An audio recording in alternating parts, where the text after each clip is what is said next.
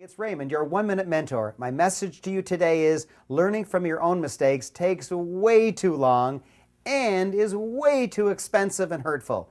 How should you learn? Learn from a powerful mentor. Let me give you an example. When I was preparing for my race to the North Pole, I got the idea that I should experience the extreme cold. And so I rented a butcher's freezer and I sat in there for an hour. It was a boring time. I read the labels on ice cream boxes for an hour, but I did it. I sat in there for an hour to experience the extreme cold to help me in polar race. Well, later when I was speaking to the race organizer, I told him proudly that I'd sat in a freezer for an hour. He said, "Why?"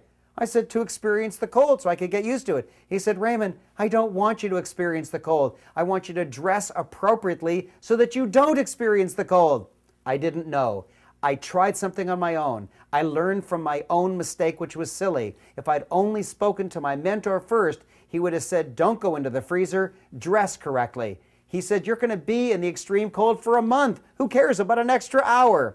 I learned from that and from many times of making that mistake to stop learning from my own mistakes, get a mentor, learn from my mentor, and that's why my progress has been so fast. My suggestion to you, my challenge to you is find a mentor in some area of your life and ask the mentor a question of what you should do instead of trying to think of it yourself. And you are now 60 seconds closer to your abundant and fulfilling mentored life.